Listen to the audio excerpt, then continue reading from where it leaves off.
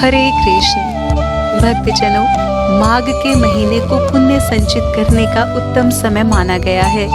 इस पूरे महीने स्नान, दान, व्रत और उपवास का अत्यधिक महत्व शास्त्रों में भी बताया गया है। आज हम आपके अपने चैनल कथा पुंज में एकादशी व्रत कथा श्रृंखला में माघ माह शुक्ल पक्ष की जया नामक पुण्यदायिनी एकादशी का वर्णन करने का प्रयास करते हैं। जया एकादशी के महात्म्य के अनुसार जया एकादशी का व्रत और भगवान श्री हरि विष्णु जी की उपासना करने से भूत प्रेत और पिशाच जैसी योनियों से मुक्ति प्राप्त होती है। एक बार धर्मराज युधिष्ठिर जी ने भक्त वत्सल भगवान श्री कृष्ण जी से माघ माह शुक्ल पक्ष की एकादशी के बारे में जानने की इच्छा व्यक्त की। भगवान श्री कृष्ण कहते हैं कि माघ माह की जया एकादशी का व्रत पिशाच योनि और ब्रह्म हत्या जैसे पाप से भी मुक्ति प्रदान करता है। जया एकादशी का महात्म्य बताते हुए भगवान श्री कृष्ण जी एक प्रसंग युधिष्ठिर जी को सुनाते हैं। एक बार की बात है, देवराज इंद्र अपने अनुचरों के साथ स्वर्ग से नंदनवन में पधारे। वहां की शोभा देखकर उन्होंने गंधर्वों और अप्सराओं के साथ कुछ समय बिताने और नृत्य गीत का आयोजन करने का विचार किया। इस आयोजन में भाग लेने इंद्र के प्रमुख संगीतकार चित्रसेन जी अपनी पत्नी मालिनी और पुत्र माल्यवान के साथ पधारे। इसी प्रकार गंधर्वों के प्रमुख पुष्पदंत जी अपनी पुत्री पुष्पवंती के साथ आयोजन की शोभा बढ़ाने आए। नृत्य और संगीत से सुसज्जित यह आयोजन इंद्र और सभी उपस्थित लोगों को आनंदित कर ही रहा था। तभी इस आयोजन में भाग लेने आई पुष्पवंती और माल्यवान परस्पर आकर्षित हो गए और एक दूसरे पर मोहित हो जाने से उनका ध्यान भंग हो गया, जिसके कारण संगीत और नृत्य की सुर, ताल, लय बिगड़ गई।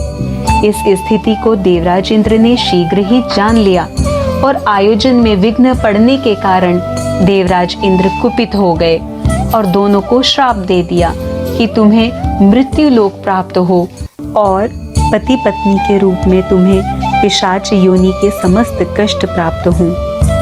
देवराज इंद्र के श्राप के कारण दोनों बहुत दुखी हुए और इस श्राप को ही अपना भाग्य मानकर हिमालय पर्वत पर पिशाच योनि में कष्ट भोगने लगे। दोनों दिन रात ठंड में कांपते रहते, भूख प्यास से पीड़ित रहते।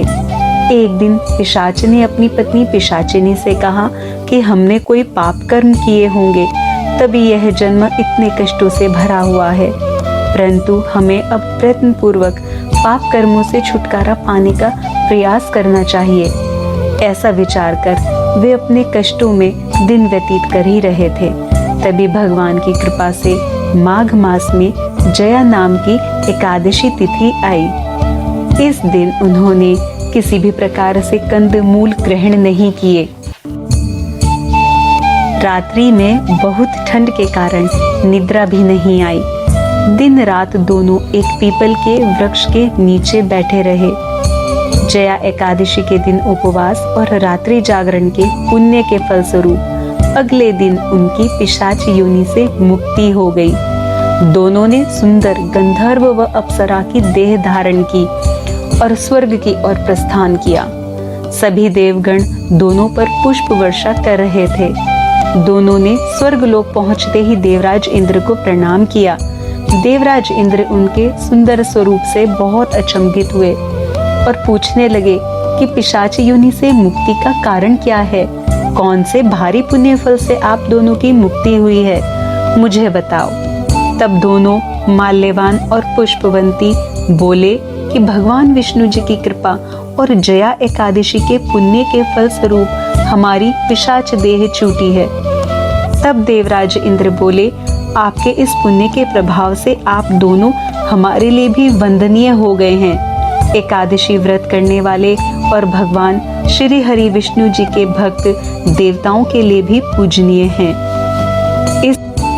इस प्रसंग को महाराज युधिष्ठिर जी को बताकर मधुर मुस्कान के साथ भगवान श्री कृष्ण जी कहते हैं कि यह पावन जया एकादशी व्रत ब्रह्म हत्या जैसे घोर पापों से भी मुक्ति देता है। जया एकादशी व्रत से प्राप्त होने वाला पुण्य सभी यज्ञों के अनुष्ठान व दान से प्राप्त होने वाले पुण्य से भी कहीं अधिक है। विधि पूर्वक रखा गया जया एकादशी का व्रत वैकुंठ लोक के द्वार खोल देता है। इस प्रकार जया एकादशी का महात्म्य संपन्न हुआ। जया एकादशी की पूजा विधि इस प्रकार है। एकादशी व्रत के नियम दशमी तिथि से ही प्रारंभ हो जाते हैं। दशमी तिथि को संध्या से पूर्व भोजन कर सकते हैं। अन्न और चावल का त्याग करें। एकादशी तिथि को प्रातः स्नान आदि के बाद श्री हरि विष्णु भगवान जी का ध्यान करते हुए व्रत का संकल्प लें। भगवान श्री हरि जी का पंचामृत फल फूल धूप गंध गंगाजल और तुलसी दल से पूजन अवश्य करें। संध्या के समय दीपदान और आरती करें और अपनी शारीरिक क्षमता के अनुसार फलाहार कर सकते हैं। व्रत से अगले दिन नियत समय पर व्रत का पारण करें। पारण करने से पहले किसी ब्राह्मण या किसी व्यक्ति को दान और दक्षिणा अवश्य दें। पवित्र मन से भगवान का नाम स्मरण करें। मन में द्वेष, छल, कपट, काम और वासना की भावना नहीं लानी चाहिए। श्री नारायण स्तोत्र और श्री विष्णु सहस्त्र नाम का पाठ करें। हृदय की कठोरता को त्याग कर करुणा के भाव धारण करने चाहिए। व्रत शरीर से ही नहीं अपितु मन से भी रखना चाहिए। धार्मिक मान्यताओं के अनुसार जया एकादशी व्रत को बेहद पुण्यदायी माना जाता है। कहा जाता है कि जया एकादशी का व्रत करने के बाद राजा हरिश्चंद्र जी को उनका खोया हुआ साम्राज्य वापस मिला था।